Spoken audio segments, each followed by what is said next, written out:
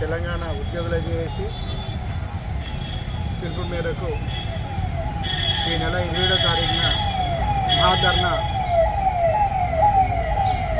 కార్యక్రమాన్ని వరంగల్ జిల్లా కలెక్టర్ కార్యాలయం ముందు నిర్వహించేందుకు వరంగల్ జిల్లా ఉద్యోగుల జేఏసీ పిలుపునిచ్చింది. ఇందులో భాగంగా అన్ని ఉద్యోగ సంఘాల అధ్యక్ష కార్యదర్శులతో పాటు అన్ని సంఘాల బాధ్యులను కూడా పిలిచి ఈరోజు కలెక్టర్ గారికి వినతి పత్రం సమర్పించడం జరిగింది.